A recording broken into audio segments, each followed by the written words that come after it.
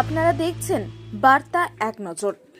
শুভেন্দু অধিকারীর কনভয়ে হামলায় প্রতিবাদে হুগলিতে বিজেপির বিক্ষোভ ও জিটি রোড অবরোধ।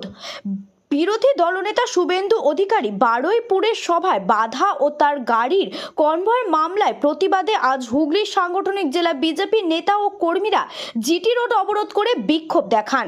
সকালে চুঁচুড়ায় বিজেপি যুব, মহিলা ও অন্যান্য কর্মী সমর্থকরা রাস্তায় নেমে বিক্ষোভ প্রদর্শন করেন। টায়ারে আগুন জ্বালিয়ে এবং স্লোগান তুলে তারা এই ঘটনার তীব্র নিন্দা জানান। পাশাপাশি রাজ্যের পুলিশ মন্ত্রীর জবাবদিহির দাবি করেন। পরবর্তীতে বিশাল পুলিশ বাহিনী ঘটনাস্থলে পৌঁছায়, বিক্ষোভকারীদের সরিয়ে দেয় ও জিটি রোড পুনরায় অবরোধ মুক্ত করে।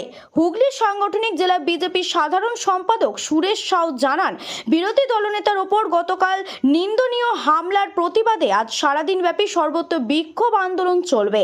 হুগলি থেকে রাজেশ কুমারের রিপোর্ট, বার্তা এক নজর। গতকাল বারুইপুরে বিরোধী দলনেতা আমাদের সকলের প্রিয়, তার উপর হামলা চালিয়েছে তৃণমূল। পুলিশের মদতেই হামলা হয়েছে। তার প্রতিবাদে আজকে হুগলি সাংগঠনিক জেলার সব জায়গা অবরুদ্ধ করে দেবে বিজেপির কার্যকর্তা। আজকে তাই সেই অনুসারে আজকে আমরা রাস্তায় নেমেছি। পুলিশ এখানে থামাচ্ছে, আমরা অন্য জায়গায় আবার শুরু করব। কিন্তু আজকে সারাদিন অবরুদ্ধ থাকবে হুগলি সাংগঠনিক। কি চাইছেন আপনারা? আমরা মুখ্যমন্ত্রীকে ক্ষমা চাইতে চাইছি এবং যারা যারা আমাদের বিরোধী দলনেতার উপর আক্রমণ চালিয়েছে তাদের সবাইকে অবিলম্বে গ্রেপ্তার করতে হবে।